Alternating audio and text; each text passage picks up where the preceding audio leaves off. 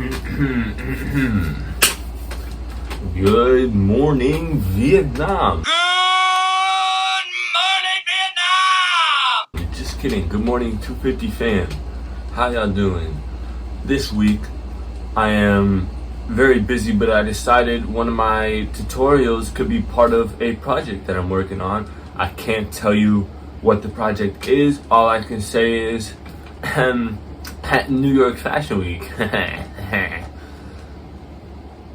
Anyways, I'm gonna teach y'all how to make jeans patterns.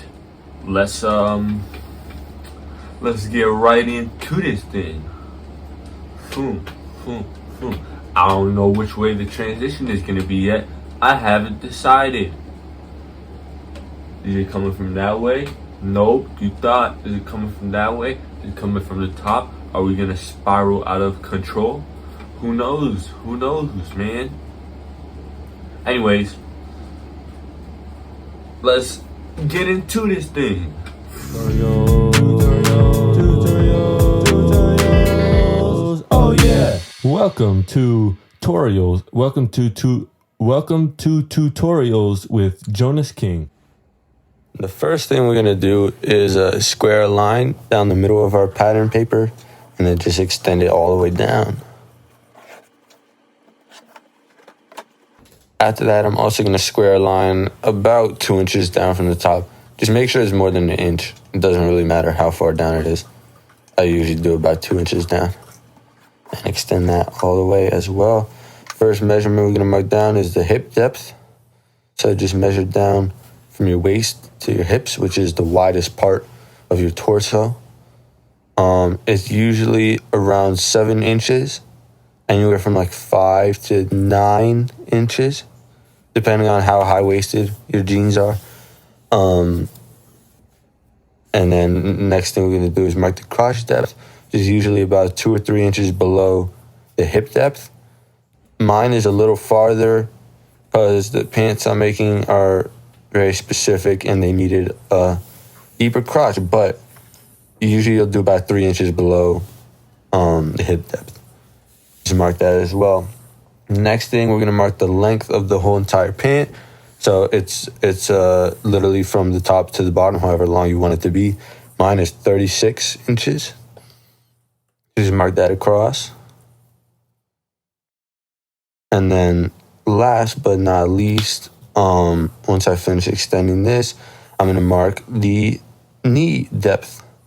And the way you mark the knee depth is you measure from the crotch to bottom and then up 2 inches. So it's not right in the middle. It's actually 2 inches higher than you would think. Yes. Don't forget to raise it. Otherwise, your knee will be a little low and it'll feel weird.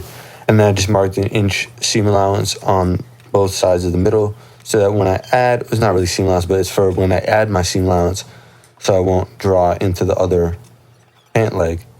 So let's get to the front of the pants. I'm gonna mark my hip measurement, which is basically just around the hips divided by 4, and then depending on how baggy you want them to be, you can add a 1/4 inch or a 1/2 inch, and then just mark that on the crotch as well and square it up. Next thing I'm gonna do is mark a 1/2 inch in from that line on the crotch line and connect that to where the hip measurement meets the hip line, if that makes sense. You can see where I connected it to. Next thing I'm going to do is mark the crotch, which is 2 inches, and then you take in an eighth of an inch for every size under 34, and you add an eighth of an inch for every size over 34. It's a little bit of a strange process, but over time you get used to it, and it works pretty well. That's the best measurement I have. That's the best way of measuring it. I don't know what I'm talking about.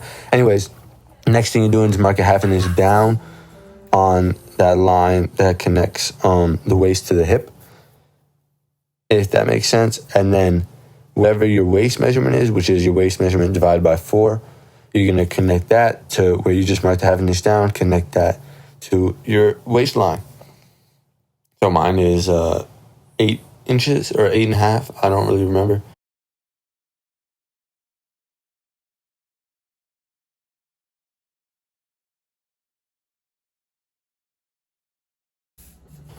Next, you're gonna take your curve ruler and just connect wherever.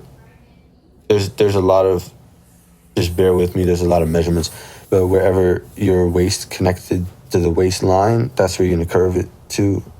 Just do what I'm doing. I don't know how to explain it. Next, you're gonna mark a 1/4 inch in on the crotch line and connect that as well, as you can see how I did there. The next thing you're gonna do is very important, is you're gonna mark the grain line.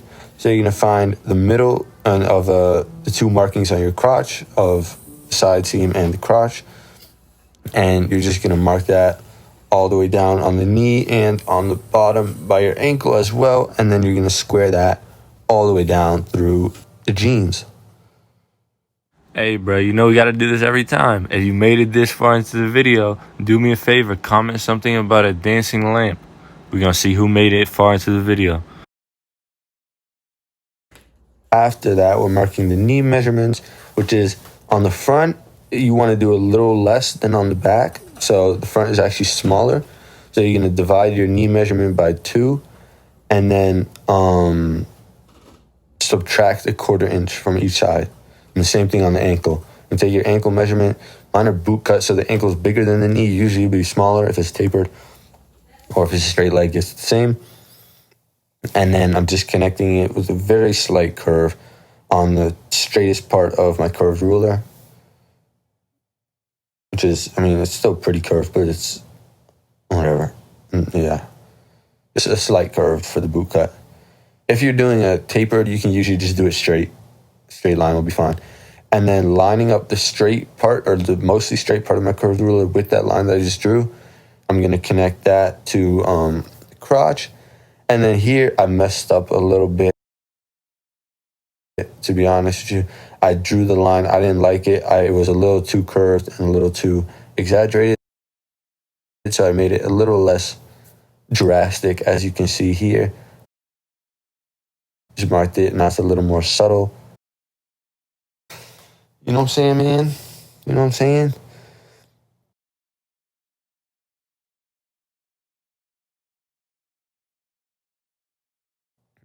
Now just to get the pocket, to mark the pocket, we're gonna mark 5. It could be 4 or 5 inches. It doesn't really matter, whatever you want to do. In from the side seam, and then take your L, what's it called? The shit that you use to square shit, and square it down. Square it down about 2 inches. This is all personal preference, by the way. It doesn't have to be. As you can see, it's not matching up with the grain line exactly, just because the hip line is a little slanted. Because remember, we marked that 1/2 inch down earlier. So it's not going to line up perfectly, and it's not supposed to. Once you did that, just round it off, and then we are done with the front pattern. Come back next week for the back pattern. Thanks for watching, y'all. Sayonara.